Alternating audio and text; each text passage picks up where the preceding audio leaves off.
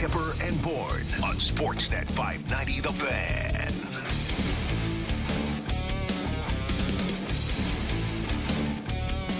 Hope everybody enjoyed their wild sports weekend. We're back. Nick Kypreos, Justin Bourne, Derek Brandeo, Jennifer Rolnick, and Sammy McKee. What a roller coaster it was. Masters, Jays take 2 out of 3. Woo. And everything Austin Matthews touch turns to gold. Glad everybody's aboard wherever you're watching and listening on our Sportsnet live YouTube channel, Sportsnet 590 The Fan, or wherever you're downloading your podcast. Glad you're aboard to start this week, and what a week it will shape up to be. Sammy, where do we begin? JB, I know you're right here, but I'm thinking Sammy's going to once again come in off of Matthews' 2-goal game, with a moonwalk, but I think he's a little down and out because of his men's beer league team got ripped That's off. where we're starting with the zigzags? A goal. Like, seriously, you send me this text like it might be something that we have to start Monday's show on.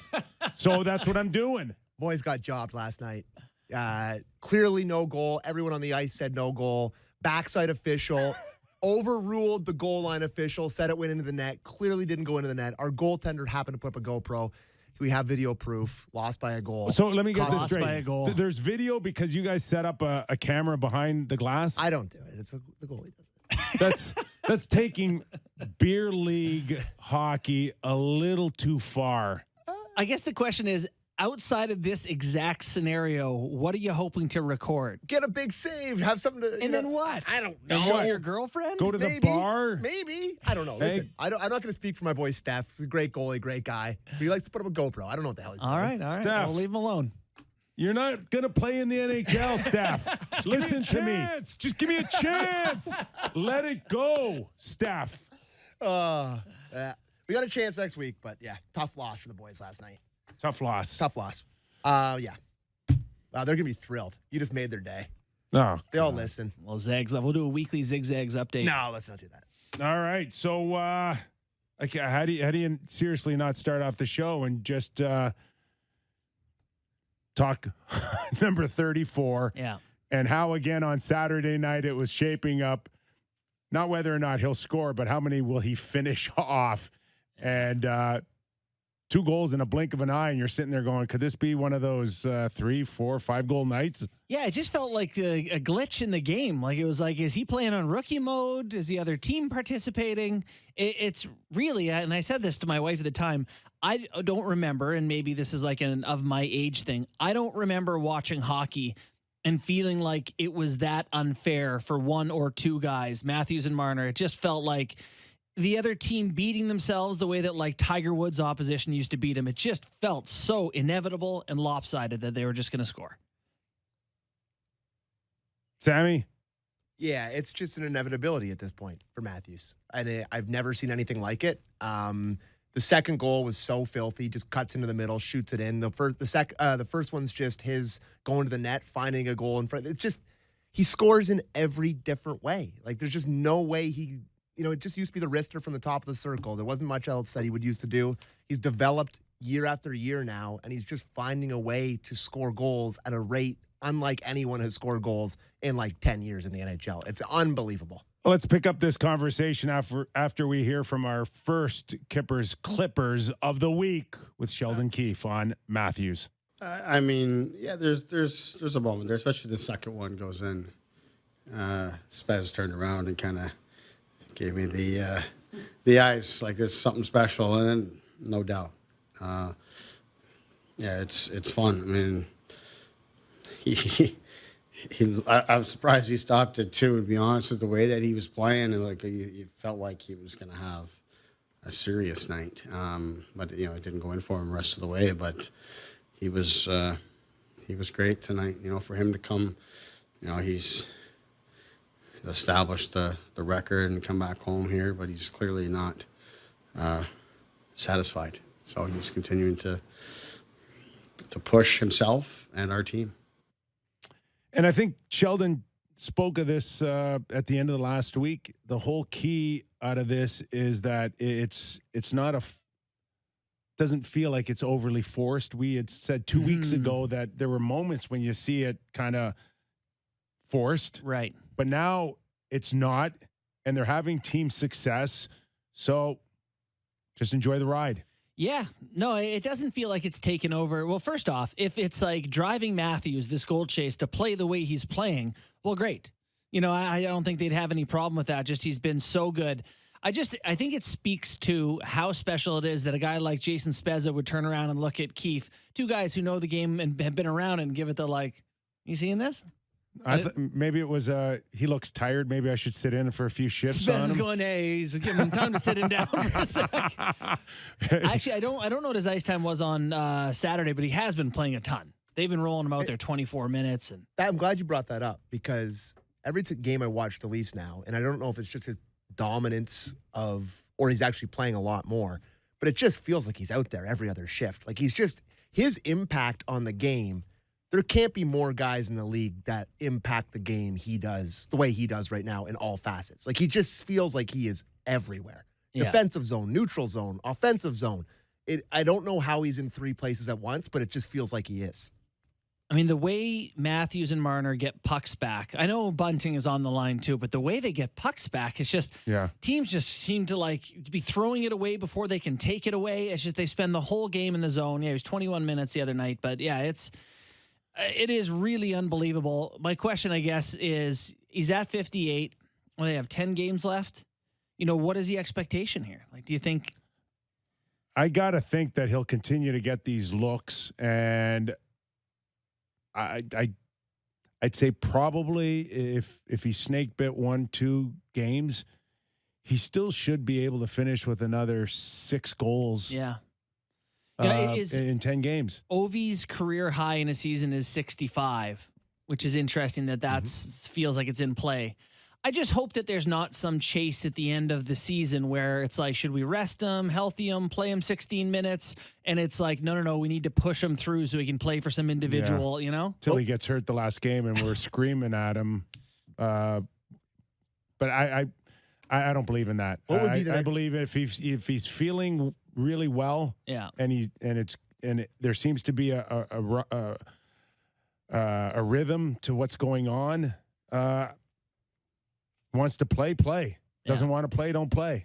It's that simple. Don't overthink it. Don't overanalyze it, and enjoy it. Yeah. Well, he's going to get to 60, right? So yes. That's the next big milestone. But then after that, what is it? I guess Ovi's single 65? Season for me is the only thing. And I mean, there's guys that have scored more than 65. So I think once you get to 60, it's kind of, I think not that you're going to rest them or whatever, but I think you can be like, hey, Austin, you're maybe going to give you a night off at some point towards the end of if they're solidified in their spot and they're not insulting him. Austin, going back a year to April 9th of 2021, Austin Matthews has scored 71 times over just one 365-day span. Second to that time is Leon Draisaitl, 59. So a dozen goals less. And then 7 behind him is Kaprizov, Kreider, and McDavid. So, I mean, we're talking about, it's not like, is it Ovi or is it, who's the best goal scorer in the league now? It's Matthews. And there's a sense in, my stance on Matthews as a centerman. And the thing that I've liked the most about this recent torrid pace to me is that he is now looking more like a centerman than an Ovechkin winger, a Stamkos, winger when he was scoring all those goals. I love the fact that he is now, I think, in my opinion, looking a lot more dangerous to pass the puck than shoot the puck. Well, there was a 2-on-1 where he tried to set up Mikheyev or something, and I was like, what? And he's still going. To me, he looks more like a centerman than he ever has before. Yeah. And there's no doubt he's not just hogging the puck or something. I also got to think that part of the reason why he's even that much more dangerous in the last weeks, if not months, is the fact that Marner has stepped up as a goal scorer. Yeah. That this is no longer a guy that's looking at 20 or 19 goals or 21. This is now a legitimate 30, 35 goal scorer, which again makes other defenders You can't just cheat off him. can't cheat off of him now. Yeah.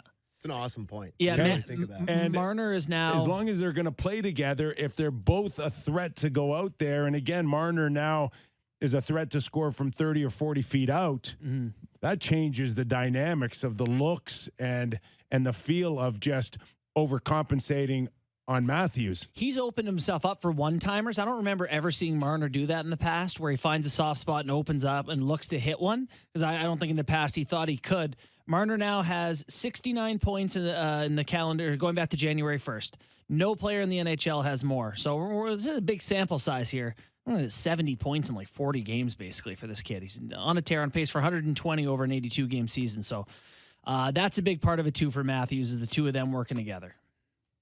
Yeah, I love watching them play so much. It's just I almost feel bad for the rest of the team because there's so many great players, and Tavares and Nylander are such great players in their own right. And then it's like, can we just get Matthews and Marner back out there? I was really enjoying watching that. Can we get them back out there? Okay, so 25 minutes a night, 30 minutes a night. Excellent segue to my next kind of thought process here, is that your focus is, can we just get Matthews and Marner out there? What do we want out of those last 10 games away from a Matthews or a Marner conversation? Because I like the look of the Leafs forwards. I like the look of their forecheck. I like they're noticeable, but is there enough offense? Or is this are they going to scout, or teams going to now prep for the Leafs in the playoffs? Much like Sammy just said, it's the Matthews and Marner show here. But if there's a chance that a team has some success shutting them down, do we need to see even more of an upside from below them?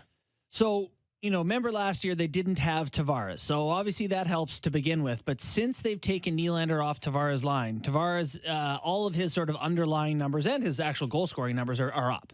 He's getting in. He had 6 shots last game. He scores 1. Mikheyev has been such a force there as someone just getting the puck back, right? He's in on the forecheck. He allows, between Kerfoot and Mikheyev, they're fast. So I know those guys aren't Tavares' speed, but I think it allows Tavares to play in the offensive zone a little bit more. I like that line. It'd be nice for them to get on a real run here. I mean, the averages are there, point a game. Yeah. Tavares will end up with what, 75 points? Yeah. Do they need to show that that they can carry an offense if, in fact, it does calm down for Matthews and Marner? Well, if they're able to contribute, like a goal a game type of thing, I think if you look to the next line that suddenly has William Nylander on it, like they have been finding third line offense. The question is just, what is the third line with Willie on it? That to me is where the Leafs have an issue. Is you don't want to lose the value of Willie Nylander by saying you're a third line guy who plays 16 minutes and starts in the D zone. Like, he's better than that and can do more for a team in a line than that. So I don't know. What do you think of Nylander, Kempf, and Engvall? Kind of a curious mix, right? Yeah. I would try to get them going as much as I could on the offense. Start them in the offensive zone. Whatever it takes. I would hope that, as great as this run has been, I'd like to see other contributors a little bit higher up in the scoring department. That's all. Yeah. No, I'm with you there. Because the only worry you have is, number one, if it does cool down somewhat, to what degree? Like if you're now cool down, Matthews line should score every game. If you are now starting to prep for the Leafs, where is the percentage of the focus going to be on just shutting down Matthews and Marner? Well, here's the thing. Let me say about Matthews. I know we talked about last year and the playoffs, but they are at a different level right now than they were going into the playoffs last year. I think they're a year older, they're a year stronger, they're a year better. I think drawing up a plan to shut them down this year is a whole different kettle of fish than it was last year. Well, and let me do two quick takes here, and I did this one on the morning show already. Matthews has 13 goals in the playoffs in 32 games, which is, if you did it over 82-game season, it's like a 33, 34-goal season. And we're talking about his rookie years, his young seasons, and we're talking about playing the best teams in the league. He still produces in the postseason. Last year he scored once. He's scored in the playoffs throughout his whole career. So I'm not going to act like this guy has a history of disappearing. Not to mention in Montreal, I thought he was very good for 4 or 5 games. But him and Marner are right there. I think they're a point apart. No, you're right. No, they've been very good typically in the postseason. Last year didn't go great. Got it. With Matthews now, it's like, how do you shut him down? You know, you talk about game planning for them. I guess you lean on him a bit more. You give him a few shots, but like, there's no pattern to where he's shooting from, scoring from. I don't even know what you would say aside from give him one in the chops when you can, spear him behind the play, interfere.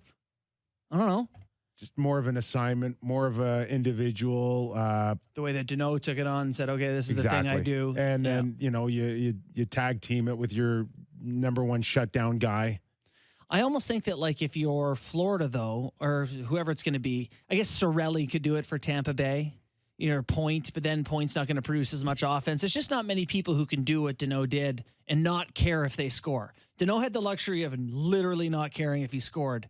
You know, the other teams are going to need some offense from a Point or from a What I saw also Saturday night, I think, is more conducive to playoff type of scoring, meaning that you watch the Leafs go up 2-1. I'm sorry, 2-0.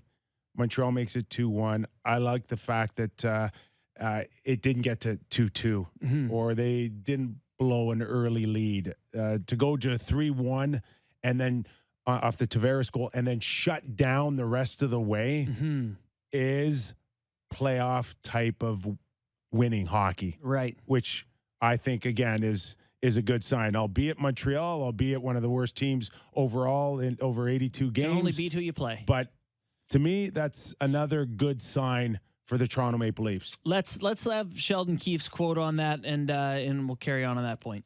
The energy and vibe of the team's been very good. The things that we've asked them to do and adjust and focus on, they've really embraced it. We think we've played some really good defensive hockey here. And, you know, it's not perfect at times today, certainly not perfect, you know, but we've been putting ourselves consistently in positions to win games.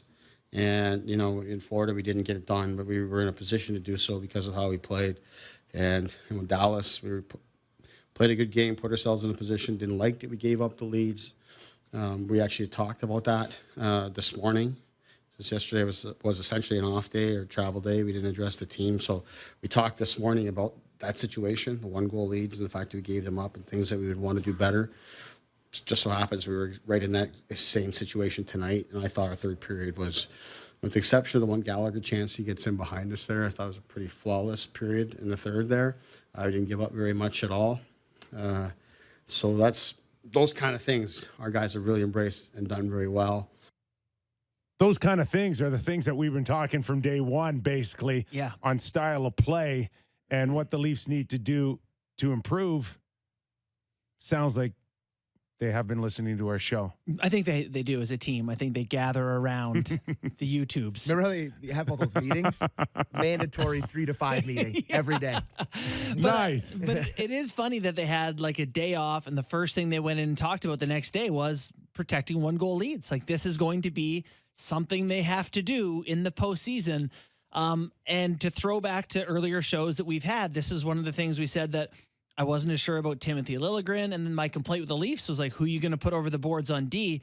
Giordano has helped, right? He's a guy that they put out in those situations in the final minute, and they say, I feel pretty comfortable that we've got this looked after. It hadn't felt that way before him. Yeah, I put Lyubushkin right there as well. A guy that can separate a guy and eliminate him off of a play. It's that simple. How many hits on Saturday for him? 2 handfuls, right? 10 hits for Lyubushkin. And how many guys have come out of a first 50 games? How many guys have come out of a corner not eliminated and get to the front of the net? Mm-hmm. And it's just there's 2 guys that have given the Leafs a different feel. Well, you had Dermott before, or you had Liljegren, or you had Sandin, who I would say that's also one of his flaws. Love Sandin. Someone who, by the way, looks like will be back for playoffs, or Keefe was saying maybe a week before playoffs he should be eligible to skate.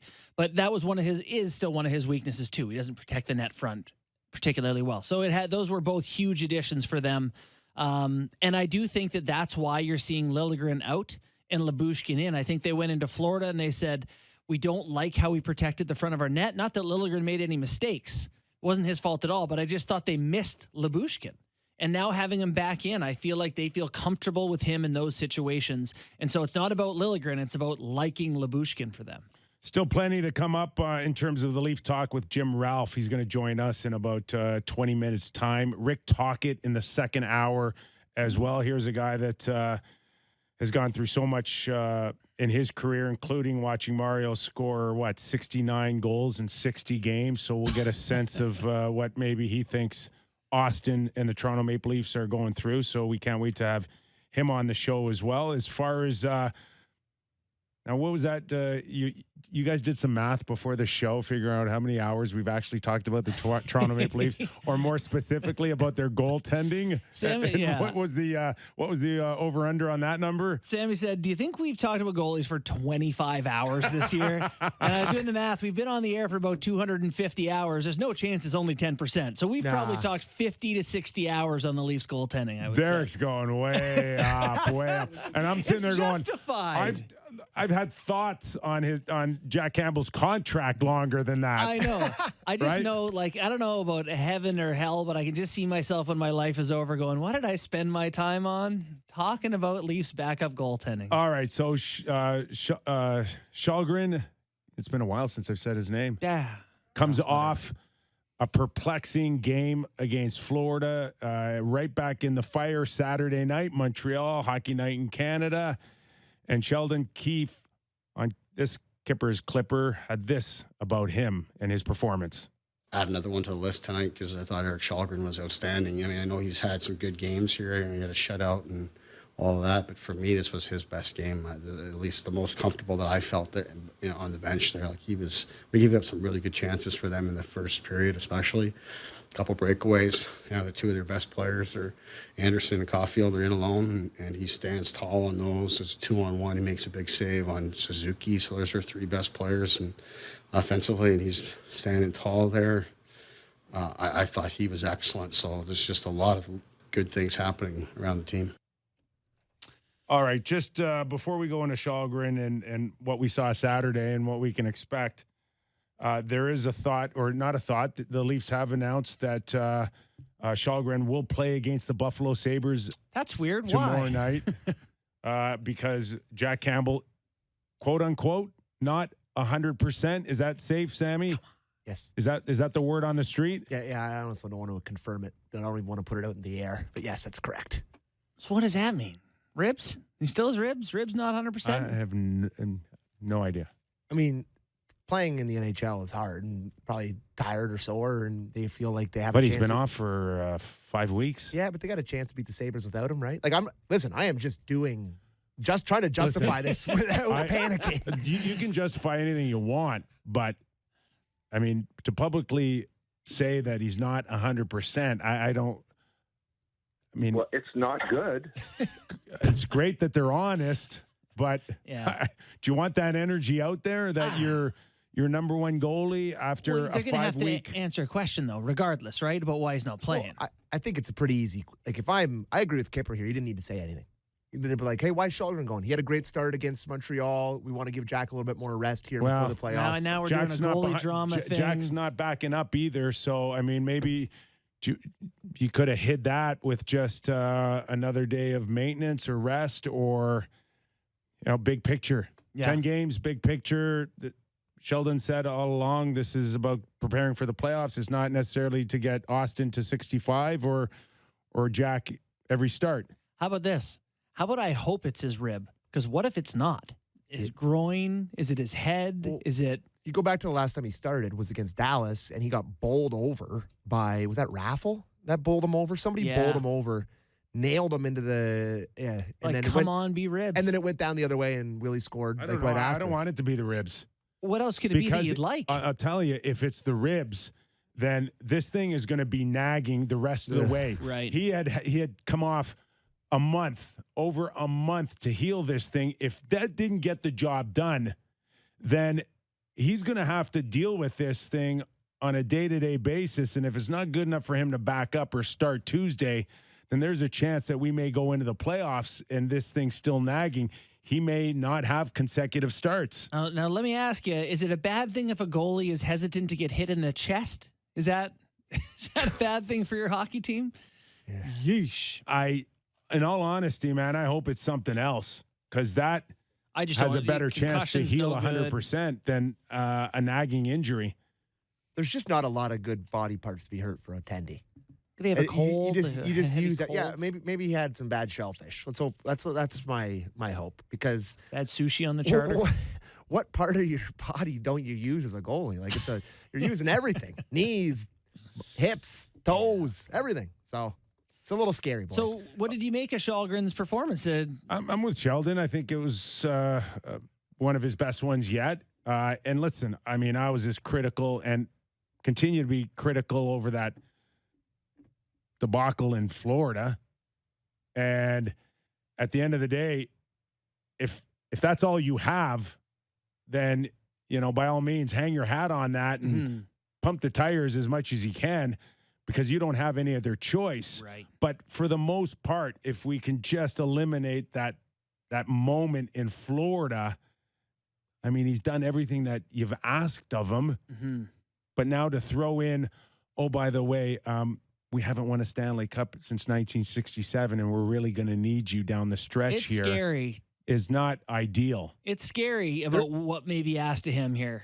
There is a world where Eric Shalgren is game one starter for the Toronto Maple Leafs. That's just, and I think you might call that unacceptable. I would. For the Leafs to have allowed a situation, to go into past the trade deadline with only two guys who you kind of trusted. I said it the day we did the show. Like, Yeah. how did you not make a trade for a goalie? Yeah. And well, they had 4 good ones. Now you have 1.5. A year ago, you went over the top and Yes. spent a third-round pick for a guy that, and all he did was sit in the stands, and yet this might have been the year to spend a third-rounder on something out there. But again, we went through it with outside of Marc-Andre Fleury, like what was really out there. Yeah, maybe Wedgwood, who ended up in Dallas, and it's not like he's a guy who is awesome. Like he's got a world-beating NHL resume. But how much do you factor in? At least Wedgwood's got NHL Games. experience. I factor in quite a bit. We And- talked about him on the way up to the trade deadline as an option. The thing with Shalgren, his performance on Saturday that stands out to me is like Keith also mentioned we were flawless in the third period outside one chance. We were perfect. It was a great game for Shalgren to get his confidence back, to get things going in the right direction. Because, yeah, Kyper, like something should have been done.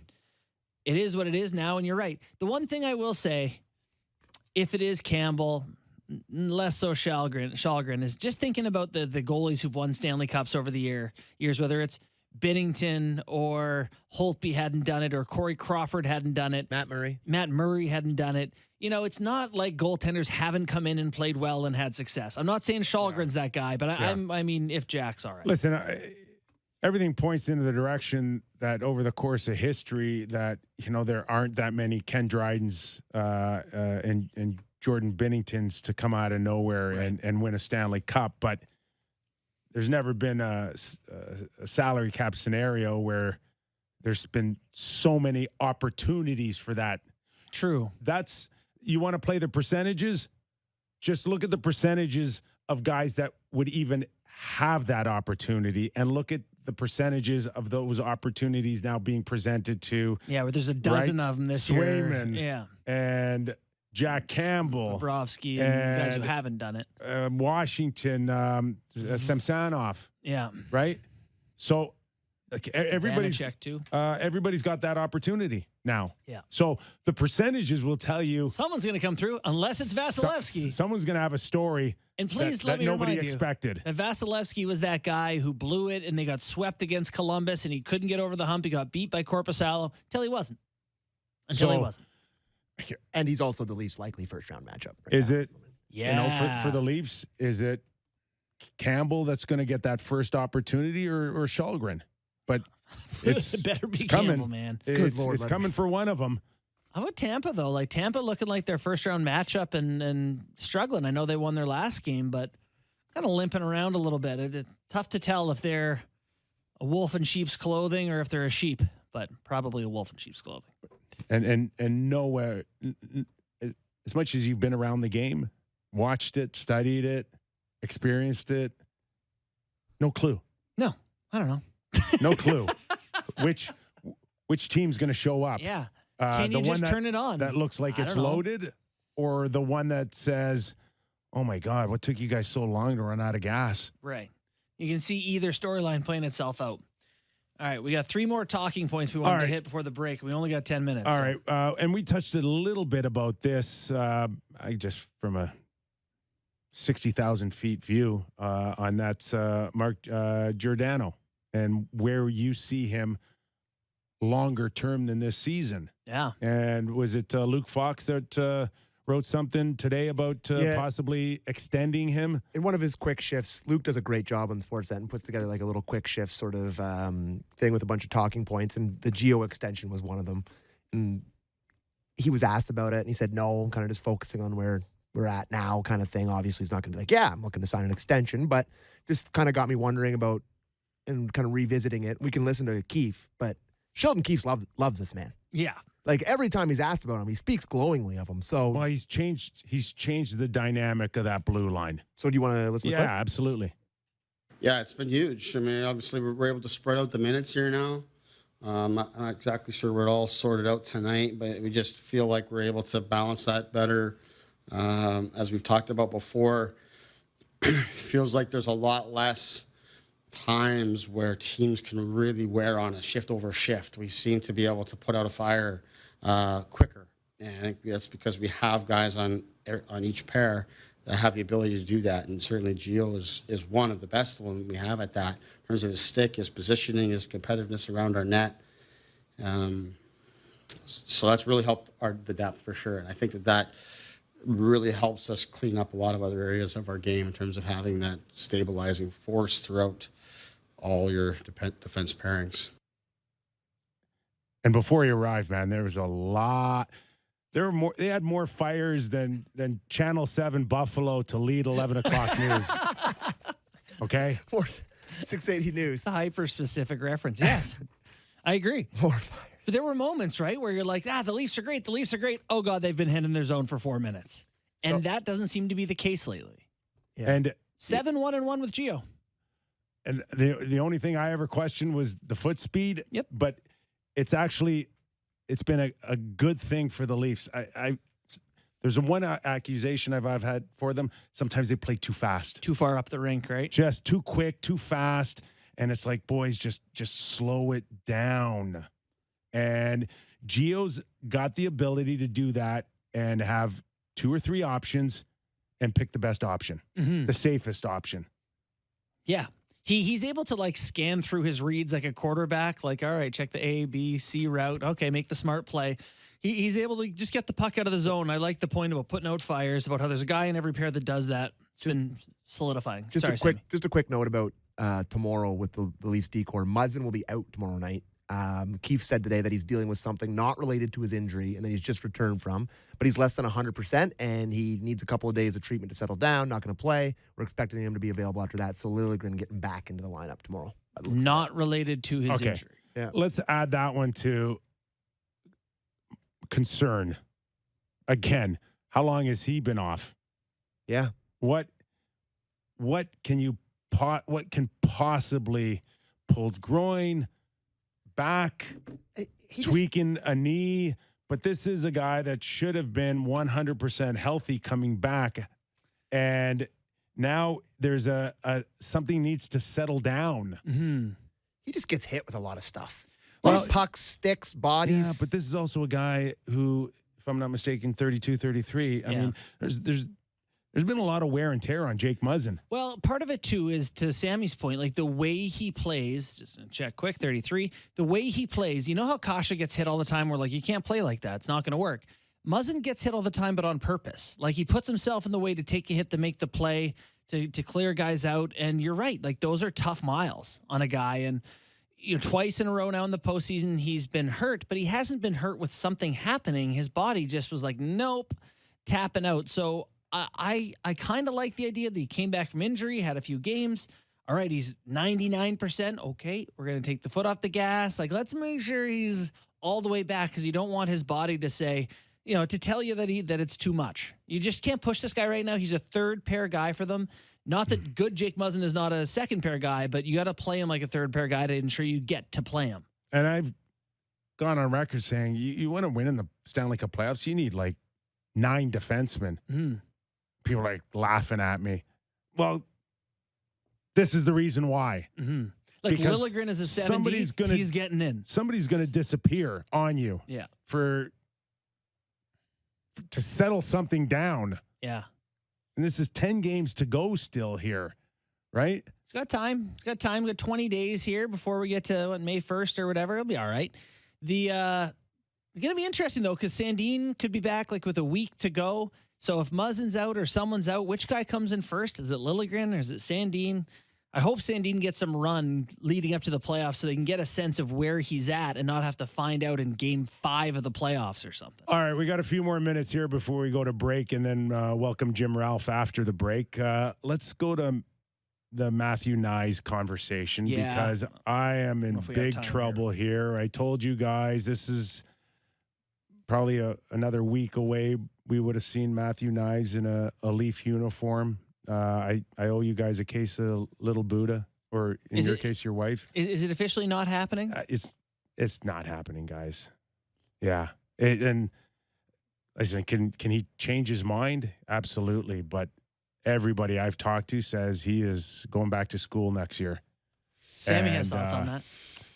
And could he have come in and played and not maybe look out of place? Everybody says he's a big, strong guy, but the mere fact that this is his freshman year and probably smart enough to know that when you sign out of college with the Leafs, it's not like signing anywhere else. It's a zoo up here. And just maybe he doesn't feel like he's ready just yet or just wants to experience school one more year. Sammy has thoughts. Go ahead, Sammy, and then I'll go. Oh, no. Sammy was going to dump all over him, and I just gave him every reason not to.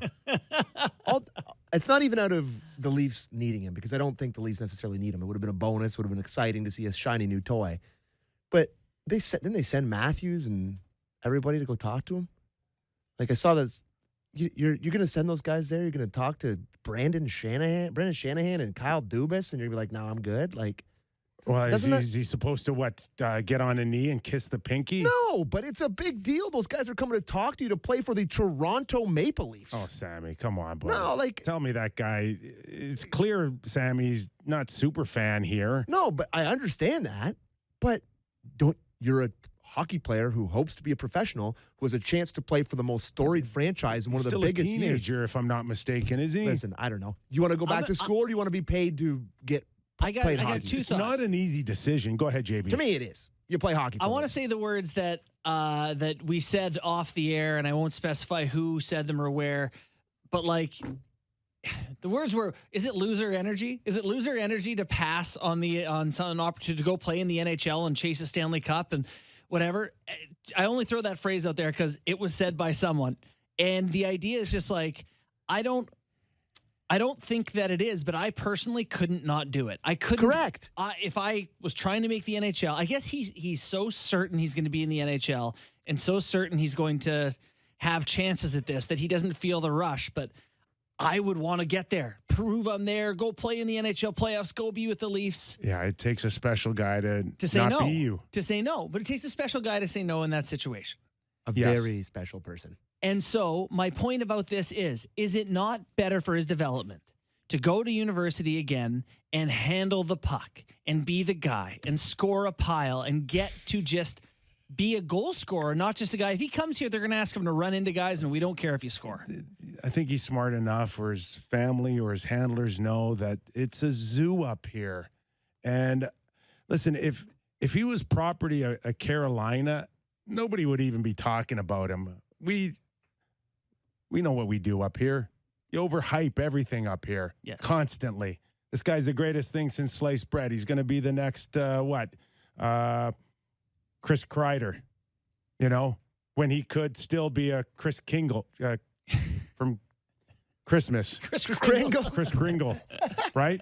You don't know. Well, he might be Pierre don't Engvall, know. a big body who skates well, who shoots some in and So, kills penalties. Do We you don't really know. want to do that to a teenager?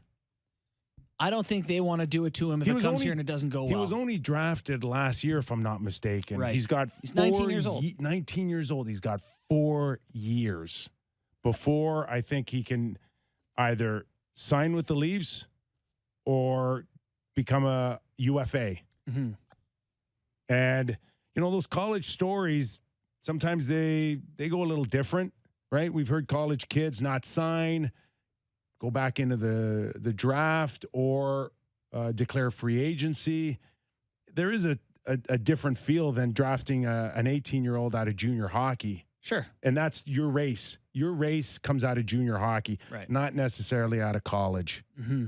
So, we've heard stories, and we've heard stories about how great these kids are, and Hobie Baker awards, and, found money. Don't you remember, when the Leafs were the front runners for Jimmy Vesey, Yeah. right? Yeah. And They it was signed like didn't they get his dad?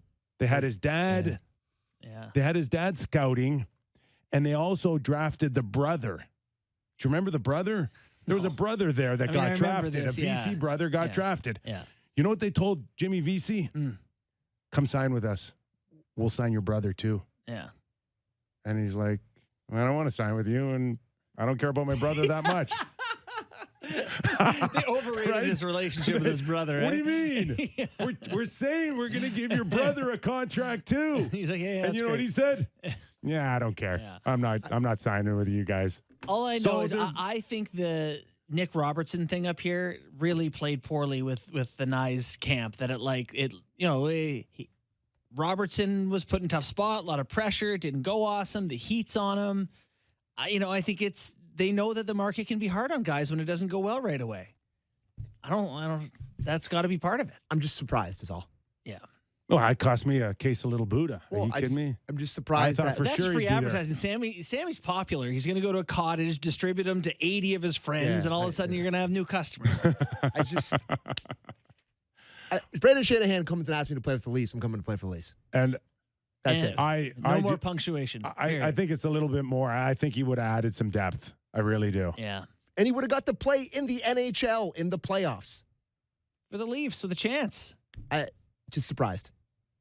Little red flag. I guess if you're looking at your For me. next year for him, God, he'd play next year too because they don't have any salary cap He's room. 100% playing next year.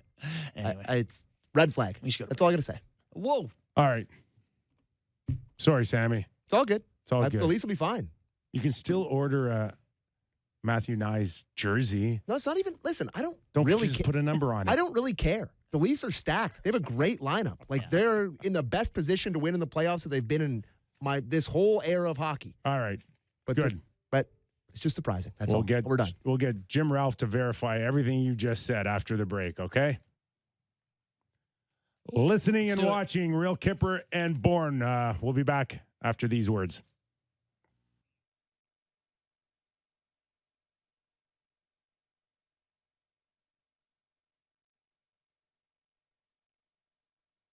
Welcome to Sports Interaction, Canada's sports book, dedicated to giving competitive odds on the teams and sports that matter to Canadians. Hockey, football, basketball, golf majors. Whatever your sport, Sports Interaction has you covered.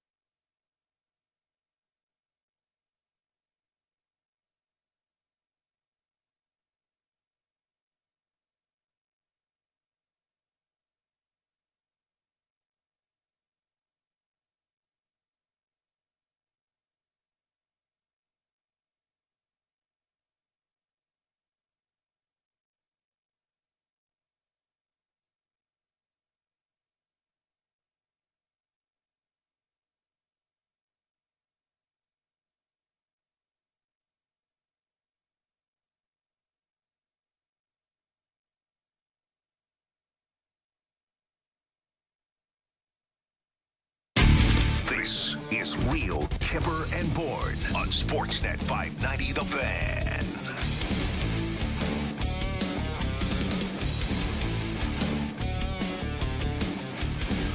I'm Nick Kypreos. He's Justin Bourne. We are Real Kyper and Bourne. Just sitting on a call from Jim Ralph, just to kind of pick up even on the Geo conversation. Wouldn't be the top priority if you're Kyle Dubas and you even want to entertain that. Looking at the players that you have to sign as well. Mm-hmm. Labushkin, I think, needs a new contract. Sandin, I think, needs a new contract.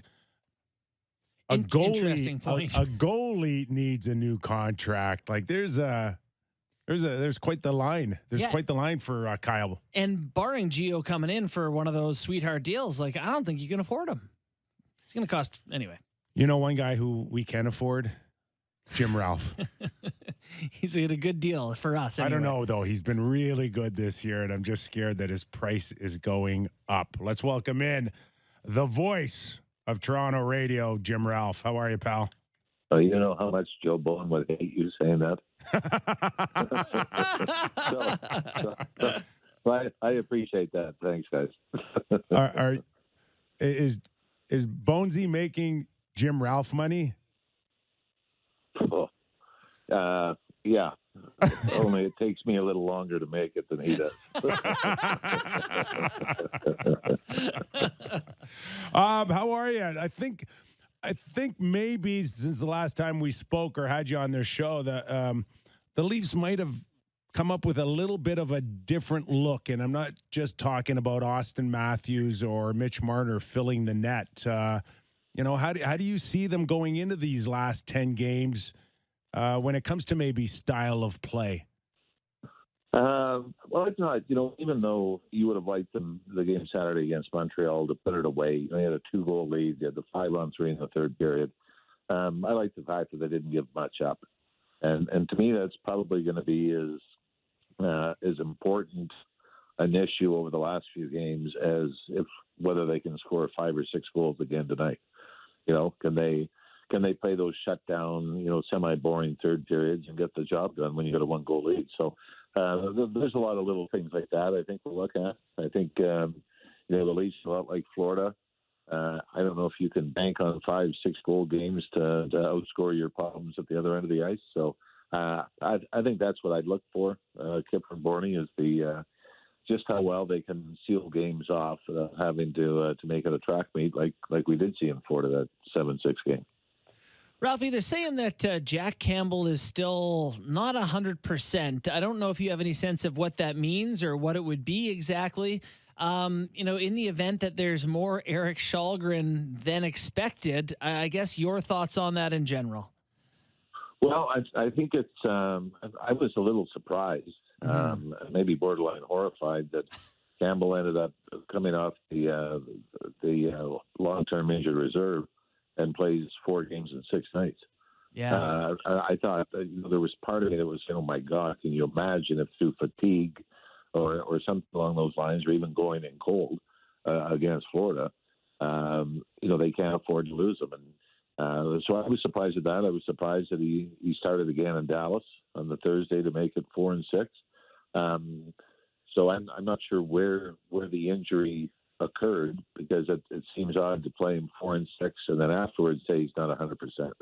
I find that a little odd. The other thing is, though, you better make sure that you've got somebody else ready that's the team's comfortable with, and somebody that has some confidence going into the playoffs as Jack Campbell's backup. So I think that's sort of the positive. But Källgren, by the way, has been much better at home than he has been on the road this year. So I don't know if it's a huge issue that he's playing tomorrow night instead of Campbell. You bring up an excellent point, and out of that 4 of 6 is that strange game in Florida, and whether or not Källgren was hurt or not, or the perception that he was, would that have been one of those games where I don't care, Källgren, if you let in 100, we're not putting Jack Campbell in this game? That would have been my feeling on it. And I believe Sheldon Keefe said afterwards that Jack was already up and ready to go. So it was like, we didn't want to disappoint him. It just seemed a bit of an odd. But I think in the moment, Sheldon Keefe just wanted to win the game. Didn't want to blow a 5-1 lead, didn't want to, have those negative thoughts creep back in, even though obviously it didn't quite work out that way. But that was the part for me that I thought, unless there was an injury that was going to knock him out for a significant amount of time, I would have thought that this game's yours. You got to take it on the chin and ride with it. Either learn from it or it'll destroy you, but you're going to get the opportunity.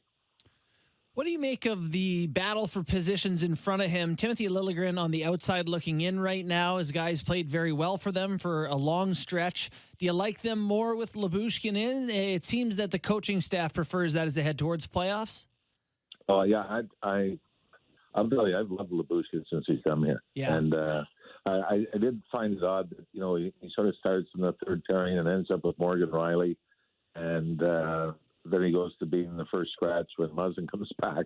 And I think, through all the pairings, I think we can all agree that Muzzin and Justin Hall just don't work anymore. They were put back together for the Florida game. And I think they were still plus. But we're on the ice, I think, for 4 goals against, some of them being power play. And for whatever reason, that doesn't work. I thought Hall and Brody were great. I thought Muzzin and Brody were solid. So, whether Liljegren's your 7th guy or not going in, like we know, I'm sure, hopefully going on a deep run, you're going to need all those guys. Whether it's, a guy coming in and all of a sudden has to play top 4 minutes after sitting the first couple of games. We know even with the injury to Tavares and Muzzin in the first round last year, you better have more than just your set lineup ready. So I've been okay with Liljegren being the one out because I think it's not exactly a downgrade if through injury he's got to go back in. And obviously with Muzzin out tomorrow, we'll see Liljegren again. We're talking to Jim Ralph, Toronto radio color analyst for Sportsnet 590, The Fan. Ralphie, 10 games to go. And you've got a guy chasing history. How far can he go in Austin Matthews? And what, in your eyes, would be the objective outside of an individual thing like what Austin's going through overall? Would you start thinking about resting guys, i.e. Tavares, or heaven forbid I say it, even pulling out Austin one game or Mitch Marner in the last week or 10 days? Yeah, I mean, I can see the reasoning behind it, especially if you got second place in the division sewed up, and that may not happen until the last week of the season as well. The other thing is, I think it might be a tough sell to the player, where you're going to say, we want you to sit out for, you might get some pushback, whether it's Marner or Matthews or John Tavares, that guys who just want to keep with the rhythm of the team and keep playing.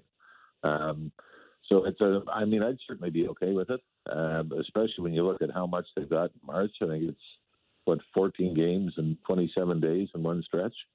So, I'd certainly be okay with it, but guys have pride and guys don't always like missing games, and that might be an interesting conversation between Sheldon Keefe and Austin Matthews as far as taking him out of the lineup.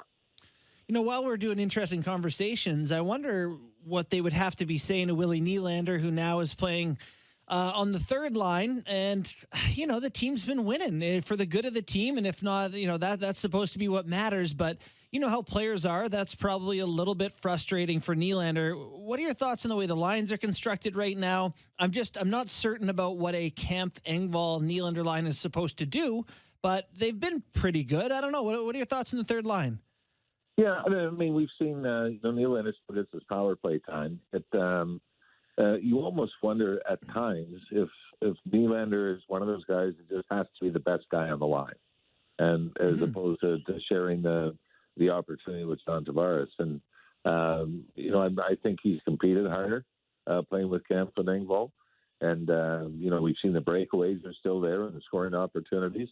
And, I think you like what Engvall's done with his game, that, his speed, I think, can match Engvall, an odd-man rushes and everything else. So Engvall can match Willie Nylander when they're on the ice together. So it could be something that works. But, if you get into where you're down maybe 2-1 in a series, and that'll be putting Nylander and Tavares back together. Just as far as the defensive core and what Gio has brought them specifically, we had a conversation about where he is short term and long term. But has he slowed down the game in a positive way for the Toronto Maple Leafs? Are you talking about Giordano? Yes. Yep. Yeah. And for him, again, and I think we might have made this, or I might have made this comparison the last time I was on with you guys. But remember, Nick Lidstrom, near the end of his career, was still as smart with the puck and making little plays as he was, or probably better than when he first came into the league. And I really wasn't. My expectations for Giordano at this stage of his career were not over the top, that he was going to be a difference maker, but he really has been. And great at anticipating passes. It seems like he's always got a stick in the right place, squeezes guys out along the boards at the right time. And then there's just that little shift, a little turn in a 5-foot pass to get the puck out of the zone. That you're right. And I think that's a great way to put it. He slows the game down, where it's not that fire drill where let's get those 2 short passes and the 50-footer to the guy at the blue line at the far end out on a breakaway. It's a little more methodical, and it's a little more defense first and safety first. And he's been able to create offense doing that without having to do anything spectacular or gamble or pinch and get caught. Now that we've discussed all the window dressing stuff, let's talk about Auston Matthews. This guy, I mean, that's the name of the store. Eh? That's not the window. Yeah, fair enough. That's the whole kit and caboodle. I have two questions. One is just your thoughts on his play. If you see something different in the way he's played lately, he's just been so dominant to my eye. And the other one is just on the 50 and 50 being in season. Does that matter to you that it wasn't from the start of the season in terms of counting it as a 50 and 50? Yeah, no. You know what's funny, Barney, is there's so many records that come out now that, and Kip, when you played, you'd have no idea who in league history had the most points in the month of March. There was no way to let people know. So, so a lot of these stats that come out, you're going, okay, that's pretty cool, I guess. But I give credit to whoever was keeping track. Even Mitch Marner had the best 30 days in Leaf history. Point-wise. All right. And I remember Daryl Sittler being interviewed, saying it was after the second period, when he had the 10-point night, somebody came in, and I think he had 7 in the first 2 periods, and he didn't really realize he had 7 points. He didn't know what the record was. He was oblivious to all of it. So it's sort of neat with all these records.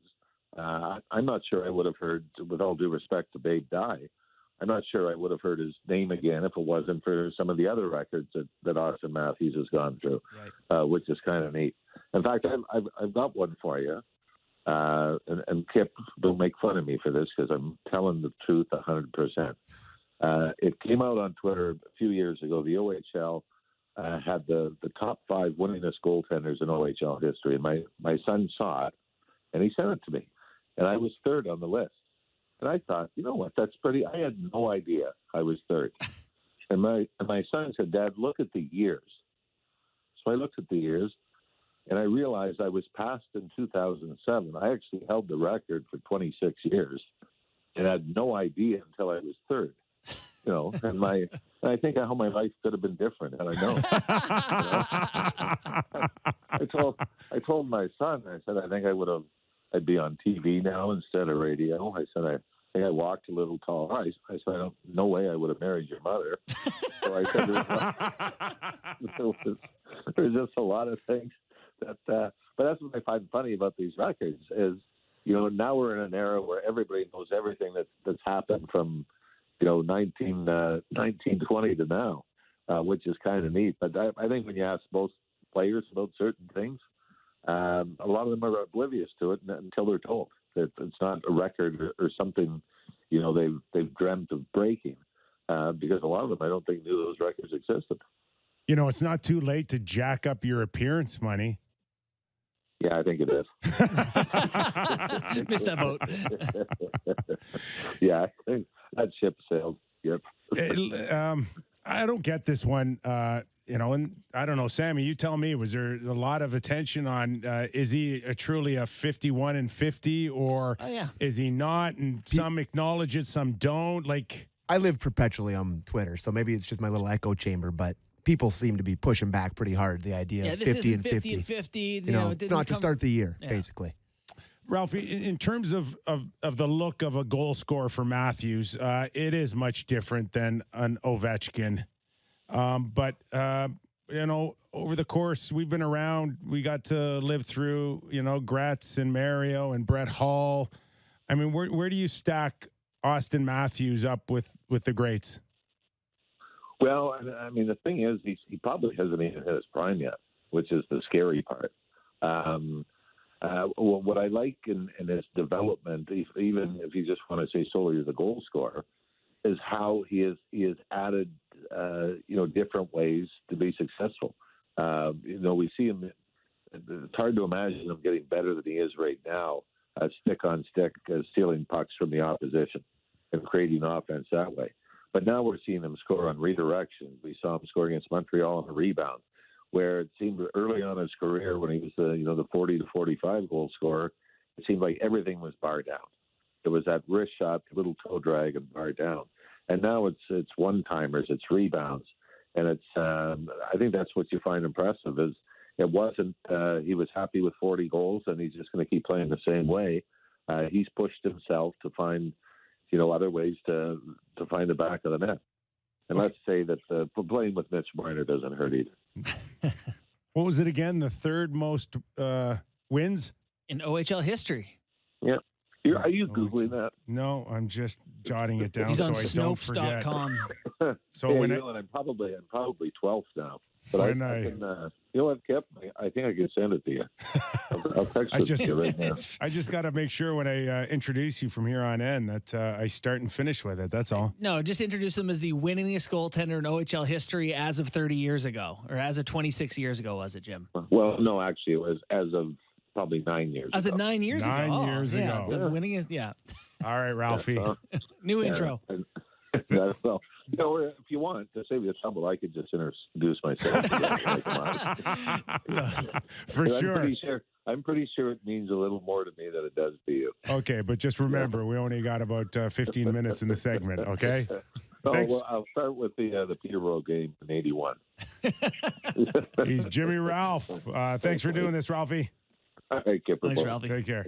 Thanks, he is right because we had no internet, we had no Google, we had nothing like that, and I don't know when it was a few years ago. Someone told me that I was 17th, I guess, in OHL goal scoring history. Okay, yeah. Which you were like, all right, league's been around a long time. Yeah, awesome. So, top 20. Yeah, in history. I mean, I found that pretty cool, but something that you would have never would have known. Well, and for today's show is a great example of this. We opened the show and I said, going back to April 9th of 2021, Austin Matthews has 71 goals to Draisaitl's 59. Sammy had that, and Mitch Marner going back 4 months and a week to has. It is bizarre now how we'll just take these arbitrary endpoints. I find that it's prevalent in baseball over like a baseball season. They'll be like, Vladimir Guerrero Jr. just dominates on Monday night games. Mondays, he's just unbelievable. Yeah. Hockey's turned into that because there are people that really don't have much of a life and can dig this stuff up. It's like I love it. On Mondays against goofy-handed goaltenders, the Leafs on the road are, So are you one of those super fans, Sammy, that's pissed off that this doesn't get acknowledged as 50 and 50? I don't care. I just think that it's amazing that he's scored 50 goals in his last 50 games. I don't really care if it gets acknowledged, to be honest. It's just it's sick. I do think though, when you say, this many players in league history have scored 50 and 50, do you get to include him in that conversation? I don't think I so. feel like the answer is no. I don't think so. I agree. I do believe that you shouldn't have an off season to break that. Right. Like it's got to be from the start of the season to the first 50 games. And have the stress of a shorter period of time to do it. I still feel, though, that like the Tiger Slam when he won all 4 of the majors and held them all simultaneously, it's just as impressive as 50-50 from the start of the season. It's probably harder to go 50-50 at the back end of the season. In fact, it is, given the quality of play.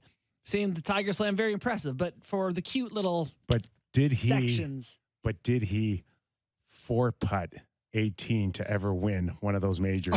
You know what? Scotty should have shot it in pool cue style again, or missed a couple more because he could. The highlight of my weekend, other than Sammy sent me the video replay of his beer league game, was when he covered his mouth up, missing the 3rd putt, which was like. Do you think he even had a moment of like, is this about to be the biggest meltdown in the history of the Masters? 1,000%. That thought. No. He knew exactly how many strokes he still had to go to win this thing. Did he die weight the last one in the hole? Because I'd have lagged in number 4. I can tell you that.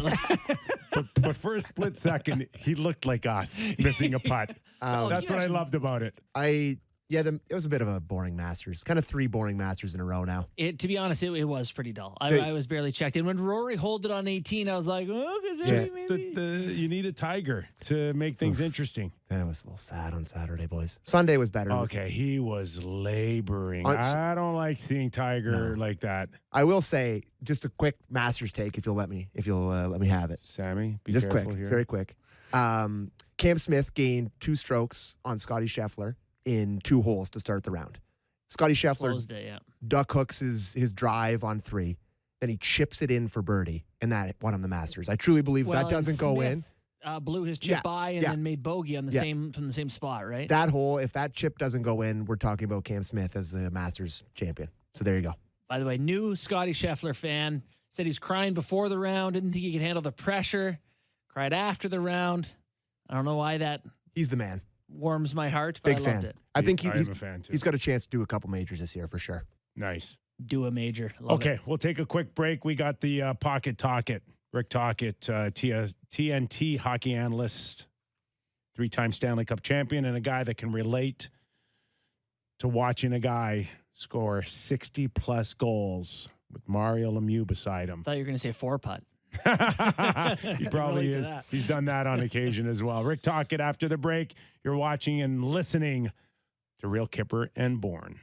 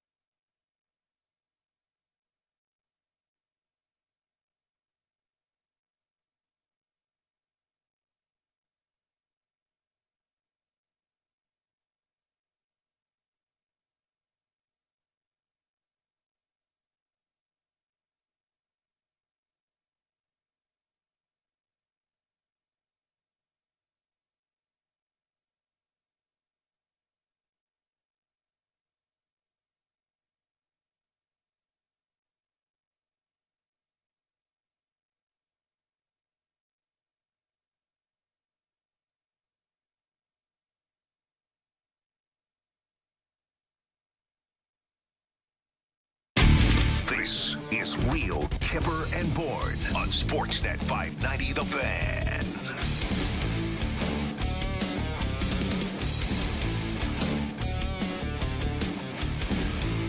All right, let's welcome in Rick Tocchet, TNT hockey analyst, four-time Stanley Cup champion. All-time, as we pull out more records and stats, all-time leader in the Gordie Howe hat tricks.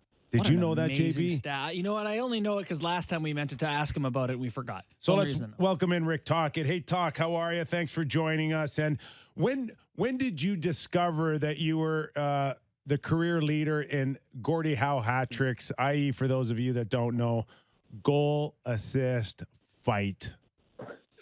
Yeah, hey guys, how you doing? Thanks for having me on. I would say, like, honestly, like later in my career, like when I was retired, like a few years later, it wasn't like I knew, as my career was going, that hey, you're going for a record. I didn't even know about it until about 2-3 years after I was retired.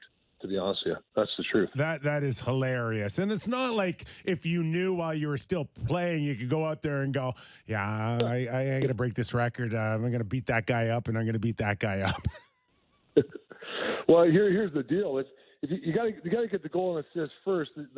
Actually, the fight. You can find the fight. The goal and assist is the tough part. That after that is like, well, actually after that, you're probably like, oh man, do I really want to get in the fight? I got a goal and assist. Maybe I should try to get 2 goals, but no, it's actually just actually a natural thing. Usually some of those 3-2 hockey games you're in where it's you've had a good production wise, but it's an aggressive game. That's where usually it happens. It happens in usually I can't remember. A lot of those games were in the middle of the game. When it wasn't like the start of the game or the end of the game. Sometimes it was like in the heat of the battle where there was still a lot of hockey left when you got out of the box. Talk, we're all obviously having discussions about what's going on with Austin Matthews right now. It's a historic season for him up here in Toronto. What are your thoughts watching him play right now? Is there any comparables for you from your era and the way that he's playing? Well, it's just when you're on a roll and you're such a talented goal scorer, and obviously everything's, the puck's following him. But I got to give him a lot of credit. He's reading the play so well. He's not in too quick. He's not late. He's not he's not afraid to play the inside. I mean, a lot of these goals, he's coming in late for a rebound. He's getting dirty goals, and that's to score that many goals, you got to find those type of goals, and he is. And it's actually a good thing for the Leafs because those are playoff type goals he's getting. Plus, he's got that terrific. He's probably the best release in hockey. Just the way he can disguise his shot. I like his shot through a screen. Like he's really good at that, being able to change at the last second. The guy, he puts a stick out there, but he changes the angle and he lets it go so quickly. Those are tough on a goalie. People think you should stop those in the high slot. That's not true. Those are tough through a screen, and that's why he's so special. It's interesting you say that because I've had this conversation with others, and I don't recall ever practicing or training where we shot through people, either, i.e., a few inches off a guy's left or right ankle or underneath his stick. But it's just so common. Now, you've had, much greater success at scoring goals at the National Hockey League level than I ever did. Do you recall guys having any success, shooting, through a defenseman? Yeah, Nick, it's a great point because as the game has evolved, the evolution of the game, the way you practice, the way you use your skill, players more than I know myself, you coach players, you do the fluff drills early to get the goalies warmed up. But you tell the players, when you go down the wing, don't always go down the wing and take the shot, like take 3-4 seconds to get the shot off, whatever. Go down, moving your feet, and then at the last second, move the puck a little bit either way and then let it go. I mean, that's the skill of it. You might lose a bit of speed because you're doing that, but in the long run, you're getting a lot quicker, and you got a better chance of puck going in. The goalie's got, the goalie will see the ones all day where they can see it, and they know where you're shooting the puck all day. But if you disguise your shot and you're quick about it, yeah, you'll lose velocity, but I think in the long run, and that's what these guys do. I mean, I remember Pitcher, Crosby, Malcolm. Those guys practice changing directions of their shots all the time. They have that imaginary defenseman. You know, the stick's there, I'll put it over here. You know, you can't always have a defenseman in front of you when you practice, but when you don't, just, you know, move the puck here and there. And I think that's what Matthews does. I know he does. He trains a lot in the summer here in Arizona, and that's what they do all day. They shoot pucks all the way, and they change their angles, and they you know, their wrists are phenomenal. Talk, you mentioned Malkin there. I have to ask you, did you see the play on Borowiecki last night? What were your thoughts on that? Malkin with a hearing for a cross-check to his face. Yeah, it's funny. We did the game yesterday, and we had the TNT broadcast, and we all came to a conclusion 3-5. Like Don Koharski was on, and Nick, you don't remember Donnie? Yeah, he was on, and we all kind of. I said 3. Don kind of agreed with me. He said 3-5. I think Anson Carter said 10. I don't know where you got that from. That's a little ridiculous, but I love Ace. But that was a tough one. But I think we all agree somewhere in the 3-5 area, especially with Matthews. Matthews got 2. So I wouldn't be surprised if he got at least 3 games. That's Matthews with no history and Malkin with history. Right. And also, it's like Wayne did. Wayne said about this. The slash was the slash was a good one too. That kind of started the whole ball wax. The whole thing started with that big slash. So, yeah, it's probably not the right time to lose Malkin right now. Penguins are trying to solidify a good playoff spot. And haven't been playing that great, but getting that win yesterday was big for him. Want to just go back to a little bit of what Austin Matthews is going through. And you, of course, got a chance to live it with one of the greatest in history in Mario Lemieux. And while he was scoring, I guess, 69 goals, you and Kevin Stevens weren't too far off with your 50. And I think you were close to 50 that year. And how important was it that defenders couldn't necessarily just think about Mario being the only threat out here? And now I'm just starting to think about, Mitch Marner now being in a position to be a legit goal-scoring threat as well. But how much easier was it for Mario having guys like you and Kevin Stevens there to fill the net as well? What do you remember the most about that year? That's a great point, Nick, especially you're talking about when you start getting to the playoffs time where you can strategize. You can strategize against that line, right? So you're going to go, hey, we got to be real tight against Matthew, tight gaps. Whether we have F1 swings with him early in the neutral, there's different strategies on a guy you can do. And then you might have to overplay him at certain points of the game. But if your wingers aren't contributing scoring because of that, then you're in trouble. Like, that's the key, what you just said. Marner, because, listen, whoever they play in their playoffs, they're gonna try to shut this guy down. It's gonna be hard, but there's gonna be a couple of guys on. There's gonna be a lot of double ups.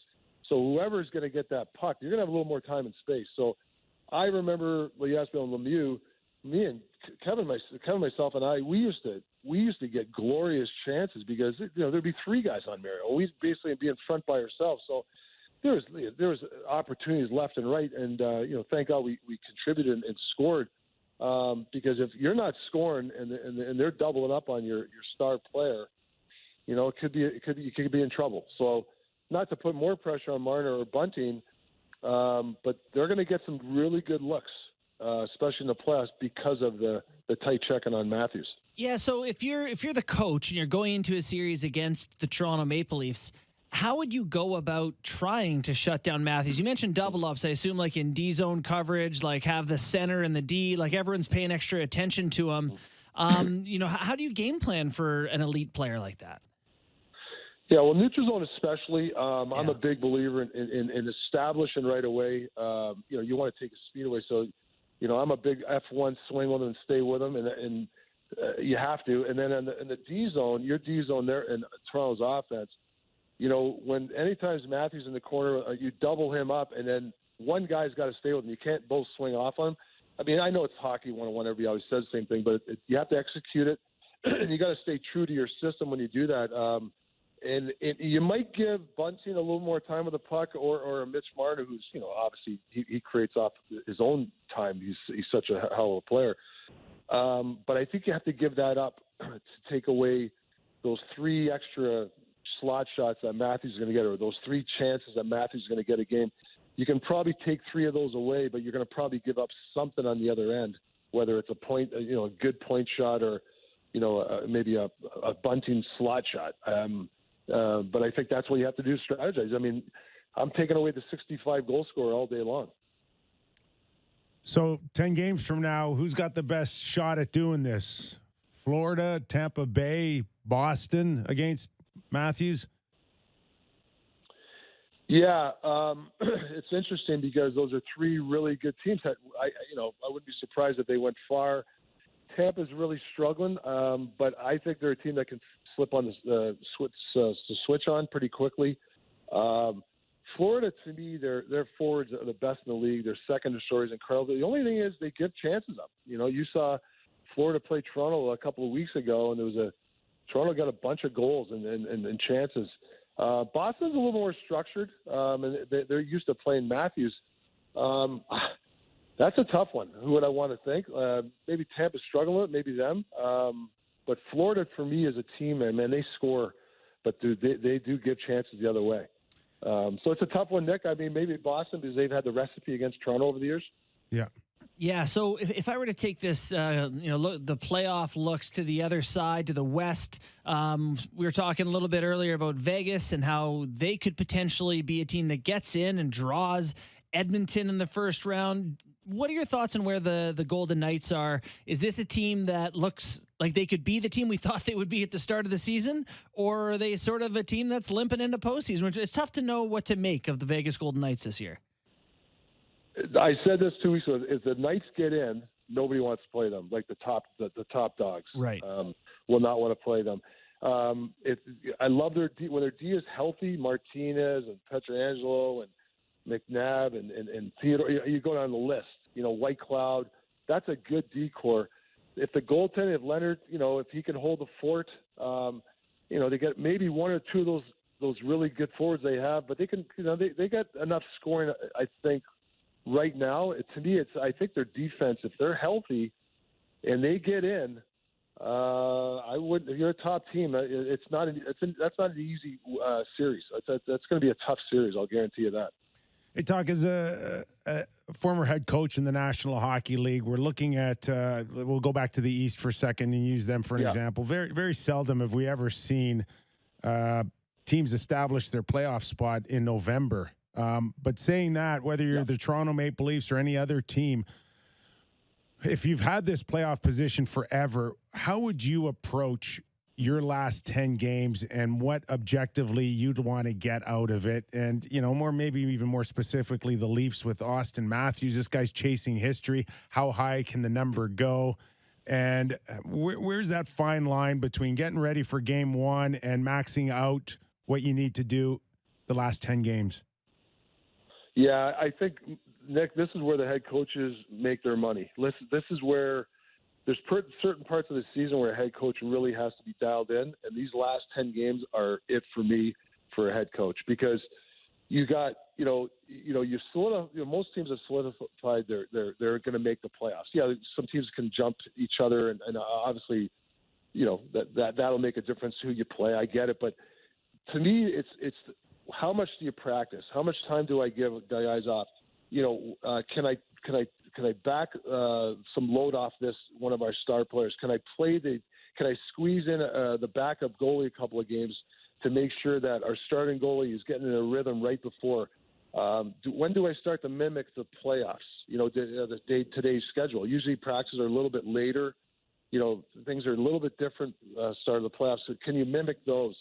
It's funny. I was talking to Craig Grube the other day, and we were talking about that. Like, that's the hard part because everybody wants the finish line, but nobody wants to play the 10 games. And I mean, nobody wants to play them the right way. You want to play the game the right way, but everybody's like, hey, man, let's get to the playoffs. So the hardest part is not getting antsy and going through the process. And then, like I said, trying to tweak, your practices, what's our theme at practice? Do we back off on? Can we give a team 2 days off if the schedule allows it? You can't be afraid as a coach to be able to give, hey, let's keep these guys off the ice for 2 days because in the long run this is going to help us. So I think this is where the coaches make their money right now. Is there a chance that Sheldon Keefe could piss off Austin Matthews by suggesting he take a night off, chasing a historic number? Well, I think that's from the player. I mean, as a coach, I would never, a guy that's had a magical season and he's breaking records left and right. I think that comes from the player. Where hey, listen, you're in a game. Sometimes the game's well in hand, or the game's going along, and you're playing your four lines and things are going well. You can tell if the player's antsy and he wants out there and he wants to break for records. But I don't know if Austin's just all about records. I mean, he's already accomplished a lot in Toronto, right? With goals and assists. What he hasn't done is won in the playoffs, and I'm not blaming him. I'm just saying. So I think if you go the Sidney Crosby model, Sid got his 500th goal about a month ago, but if he wanted to cheat the game, he could have 600 goals, no question by now. He probably wouldn't have 3 Stanley Cups. That's the thing. So I think for me, knowing Austin a little bit that I do know him, I think to me it's a team thing. And these next 10 days, games are always obviously about the Leafs playing the right way like they have been lately. I was on Keith's staff in the American League and saw him prepare for playoffs. And, one of the things that he did was took some practice times and put them at 7 p.m., so the guys could have like a morning skate and kind of get used to this sort of get used to a rhythm of the postseason. Now that's sort of a weird thing to do. When you were with the Penguins or any other teams, did you guys do anything different outside of the regular season routine? I know some teams will stay in a hotel. What sort of things will teams do to sort of get teams ready for the postseason?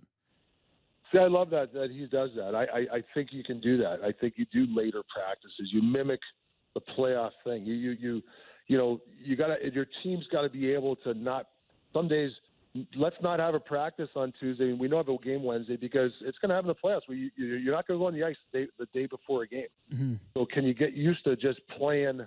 Hey, without a practice the day before, which teams are used to it through the year sometimes to do it, but I would do that down the stretch, being able to play without some players like, oh man, I got to practice the day before. It's in their head. But I think the whole team's got to have a mindset. We're going to have to do this every once in a while. We did that in Pittsburgh. We also stayed overnight a lot. Like I remember we played in the regular season in Washington, which is, it's an hour and a half flight, I think, to Pitt. Or it's a short flight, but it's a long process to get on the plane. And I remember we get in at 2:30 and I remember Sully wanted the team to stay over to get their sleep, and the leaders, they all bought in. So we stayed overnight in Washington and some other cities where you usually come home because we wanted to make sure the guys got their sleep and, guys didn't get home at 2, 3, 4 in the morning. So that's something that we did in Pittsburgh. And obviously, the meetings were a little bit different. We less meetings, but more quality and more individual meetings and smaller meetings near the end too.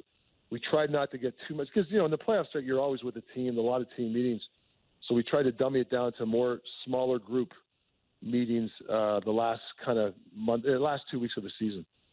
Hey, Talk, we really appreciate your time, man. And always nice having the all-time Gordie Howe hat-trick leader on our show. I appreciate that, guys. Take care. Thanks, Talk. Rick Tocchet. Just reminds me of blowing the 3-1 lead the year we played against Vancouver and full panic coming home for Game 7 and Keenan telling everybody we're going to go to Lake Placid. We're not going home. Too many distractions for Game 7. And Mark Messier goes, no, we're going home. Yeah. We're going to our house. We're going to our beds. Let's not overthink this, right? Not overthink this. Well, you do run the risk of being like, oh, it's the playoffs. So we need to do, it's different. It's like, no, it's still just hockey. Don't lose your heads.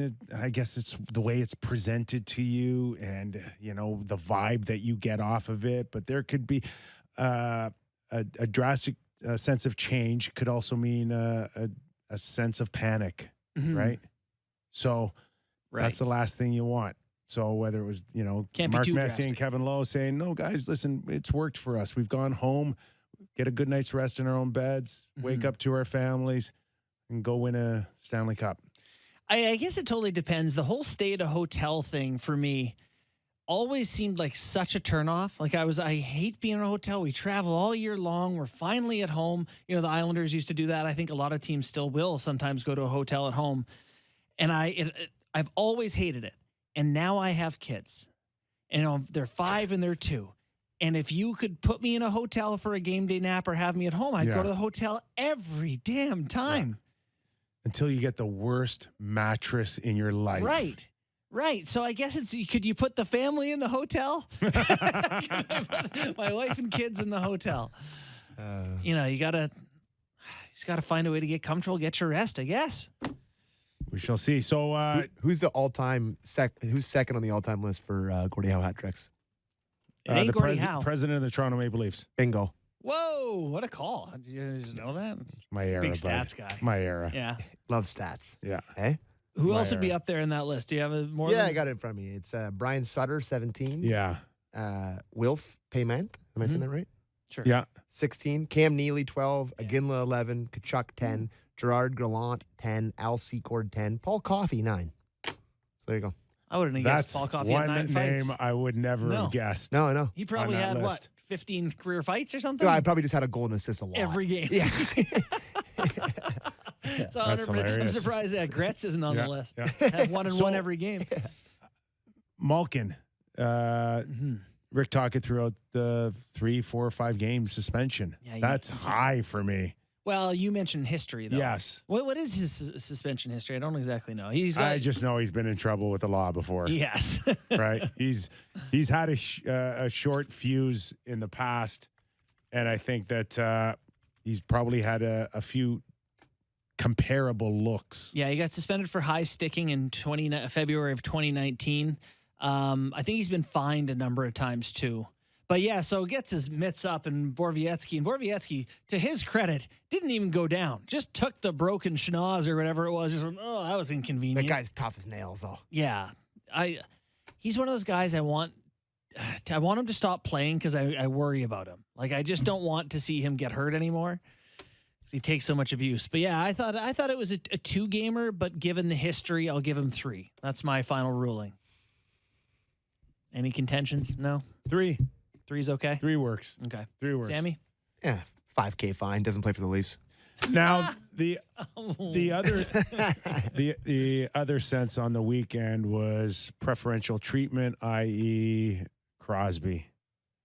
Playing against Washington, took a swing at Nick Dowd, if I'm not mistaken. Yep. And everybody's wanting the 2-game suspension. Did you get a good look at the whack? Yeah.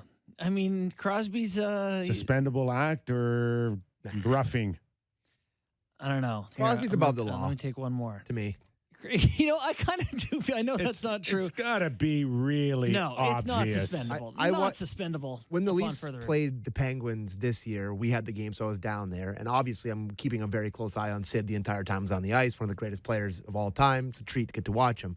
He gets away with murder every game. Like that game, Sid was hacking people inside the legs, cross checks, digging. What? The other greats like Matthews and crew are going to learn to protect themselves in the same way from the onslaught. He looks like no fun to play against. Just hard on you the entire time you have the puck. Like he just feels like he's above the law. Wait till the good people see Real Kyper and Bourne on YouTube next season when we're able to intersperse highlights into this, because I would love to show this Crosby shot because he pats him. It's a punch in the face. He's a punch in the face. And Nick tried to sell it big time. Whip, right? And the head whip. He knows exactly who threw that punch.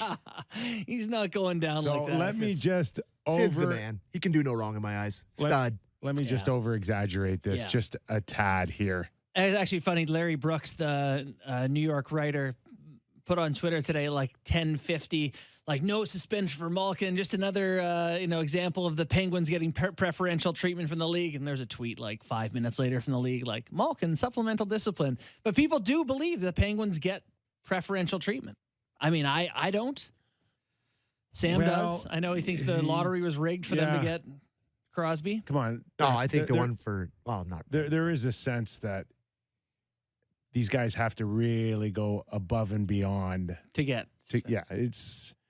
Can I just 50 will go in their favor. It has to be very obvious. People pay. They've earned that. People pay to go see them. Thank you. They do. They've earned that. They've actually earned 51-49. It has to go 52-48.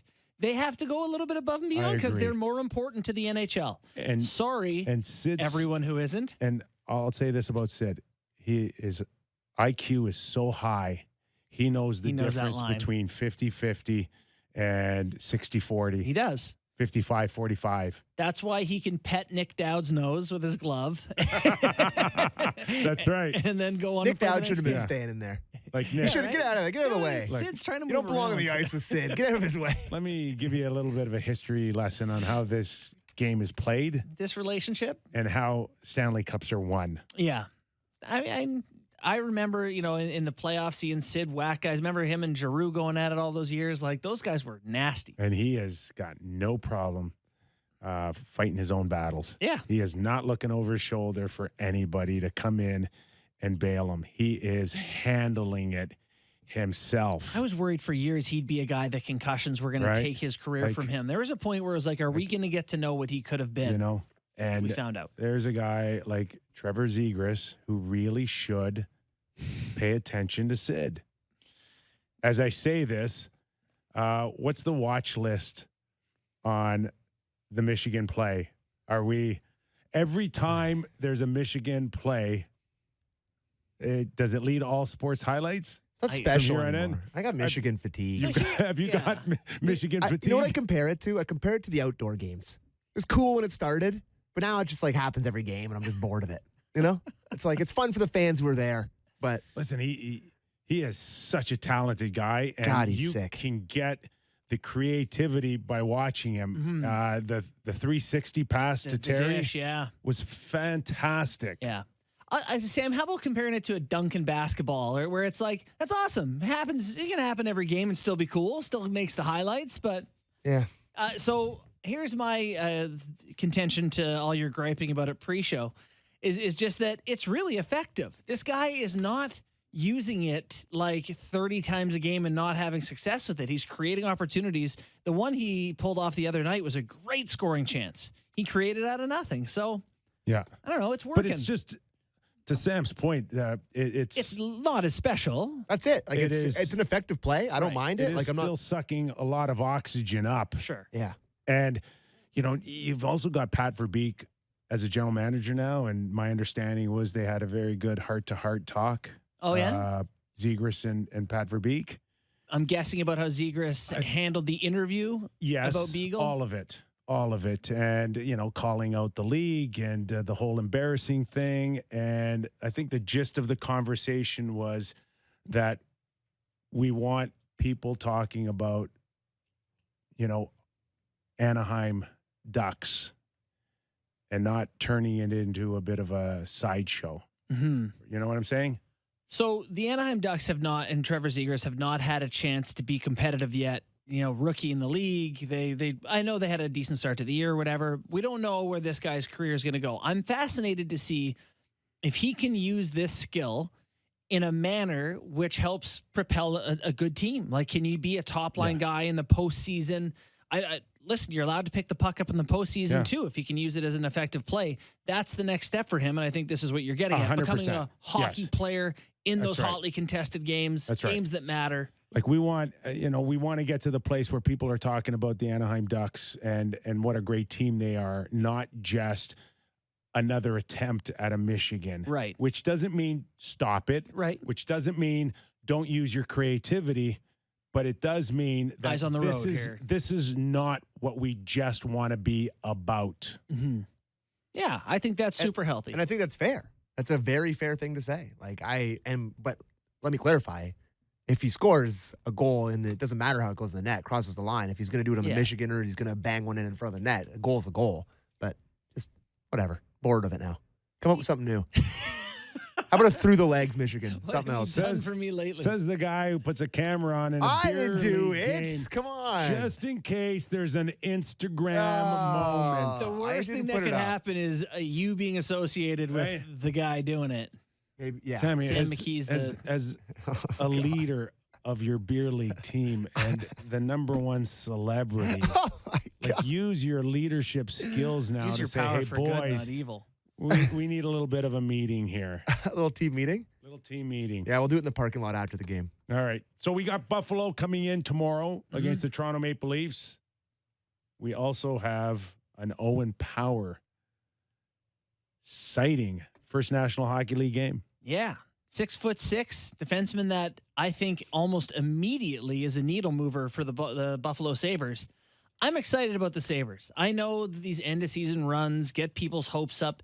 In the past, I haven't believed in a lot of teams in their end of season runs. I like what's happening there. I like Dylan Cousins. I think Rasmus Dahlin has taken a step. I think Owen Power is a huge addition.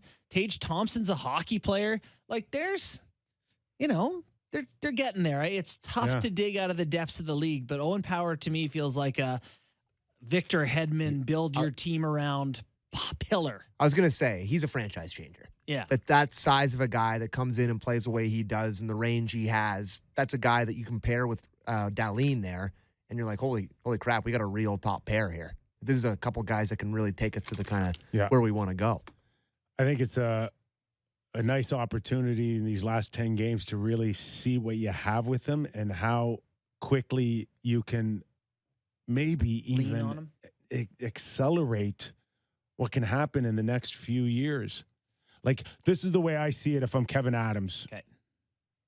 I get this guy on an entry-level contract who instantly is in my top 4, who could be very quickly a 1 or 2. He's playing 20 minutes tomorrow. So I want to take advantage of the fact that I only have to pay him $1 million or $1.4 million with bonuses or whatever it is, because this guy in a very short period of time will go become a $7, $8, or $9 million defenseman, depending on how much I love him, right? How much I want him to feel good. And Thomas Chabot signed what? 8 times 8. 8 times 8 when he was an RFA out of his entry level. Coming out of his entry. So just getting more than that. Why wouldn't I take advantage of the fact that he is on an entry level contract when he's acting maybe as quickly as in a year as a $7 or $8 or $9 million defenseman? Can he be that good? Yeah. Can we find that out in 10 games where that bar is for him? Mm-hmm. So, how quickly do you sign him to that deal? There's some different schools of thought on whether, burning this year is a good thing or not. I think probably it is, right? You get the chance to lock him up, hopefully cheaper before he has the big year. I don't know. I'm just hopeful for Buffalo that this works out. I said he wants to come to play with them. What's that? Oh, man. What a concept. Right? But you don't Less think it was pressure. hard for him to say, when was the last time a first pick overall didn't show up in September? Like that took some balls too. For sure. Well, maybe he saw the roster. I get it. You wanted to play the senior. You got to go to the Olympics, so wouldn't have got to do that. Like he got some experiences there. Now his college season's over. He's going to play there. Yeah, I hear you. Big pressure here. Playing the Leafs in your first NHL game. Hometown. This is a big deal. It's going to be, it doesn't matter if he plays well or he plays like crap. But He's probably experienced World Juniors and Olympics now. He'll be fine. He's played some moments. He's had some good moments. This is not his first pressure. Playing against the best goal scorer in Leafs history, Mitch Marner, at the moment, when they're playing the best they ever have, it's probably not the first NHL experience you want. But we'll see. You almost hope you get cooked so you have that welcome to the NHL moment, honestly. Yeah. Anyway. And he can say it, when they ask him that 10 years down the road when he's a star. What was your welcome to the NHL moment? I got to play Marner and Matthews in my first shift. Right. They shot one in the net. We got, I think, as many as 14 games tomorrow night, but just one tonight. Winnipeg and Montreal. Am I right? Yeah, and I have aggressively bet on that one. You know why? The Winnipeg Jets are probably at that point where they've convinced themselves anything can happen, boys. It still matters. I don't believe they've quit yet. And the Jets are minus 125. So I am betting on the Jets to beat Montreal. Seems pretty safe, isn't it? Betting on big changes in the offseason with the Winnipeg Jets. Yeah. I'm betting on me watching the Jays game tonight. I'm betting on Mark. I'll be honest. Yeah, that one's friends and family only, I think. Do not expect a heavy review of Jets Canadians on this show tomorrow. I hope you're not working it. Oh, no. I'm all Jays tonight. Okay, you're all Jays tonight. Yeah, no, we're good. Yeah, because I want people watching you. Hey, I think do we have that one tonight? Yeah, anyway. The Jets, Scheifele's shoulder looked like he's smashed up, and He got smoked. he did. He just got ran into very hard. Yeah.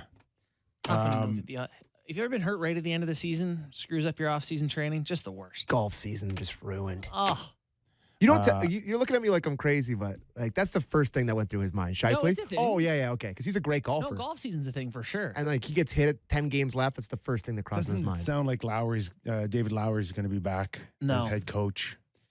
Okay, that makes sense. Can Didn't go it still, awesome. Can it still work, father coaching son in the NHL?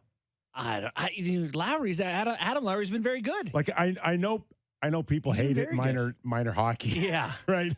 You know what? Has anyone talked to Paul Maurice? Can we call this man? Is he around? Like the guy? I think he's looking back on. Yeah, I made the right decision. You know what I think? I think he knew. I think he knew that his team wasn't good enough. I think he knew exactly where this team was going to finish, whether he was there or not. It's a great point. Smart know? guy. Yeah. He gets it. Like he knows. I think that's a great point. You just squeeze all the juice out of it. Two sides to that point. Paul Maurice doesn't strike me as a guy that just up and quits on his team necessarily. So I think there's a few different angles to it. He was giving them a fresh start. Maybe someone else could help them. Maybe he looked at it and said, I can't do anything more with this. Maybe someone else can. It's like giving someone else a Rubik's Cube when you're stuck with it. I don't know. You see anything here? I'm stuck. Quick minute here. Vegas catch Kings. Yeah. So Vegas, I've been beating this drum, but they're getting in. They're getting in because one of Nashville, Dallas, or LA is going to stumble down the stretch. They are 2 points behind LA, 2 points behind Dallas, 3 points behind Nashville. They are rolling 7-3 in their last 10. All right. I cannot mention Vegas without sending well wishes to my good friend Darren Millard, who was in a bike accident and spent a couple of nights in the hospital. Everything's pointing to the direction. Thank God that he'll get a full recovery. So saying that, I can tell him then better to keep the training wheels on when you come back. Yeah, I'm not going to make a joke because but I know your boys. I know your boys. He's my guy. As long as it's a full recovery, I'm going to start hammering him a little bit on it. No, it sounds like he's doing better. Thank goodness he's doing well. And Darren, by chance, if you're listening, we're thinking of you, pal. Absolutely. And then that's it for bets tonight. So we'll have someone to talk Leaf Sabres tomorrow night on here. All right, another quick couple hours, guys. Bang bang. Lots of fun tomorrow. We'll talk more about the Buffalo Toronto Maple Leaf matchup. How far can Austin Matthews go? 800 goals. 10 games to go. Still a little bit of time. Some meat on the bone. Things to get done. Stay healthy. But it'll sneak up on all of us. Our thanks to Rick Tocchet and Jim Ralph. And thank you for joining us. We're right back here tomorrow on the Real Kyper and Bourne Show. Wherever you download your podcast, give us a rating and review. We'd love to hear from you. All right, and hit the like button. Sammy likes that a lot. We are over and out. See you tomorrow.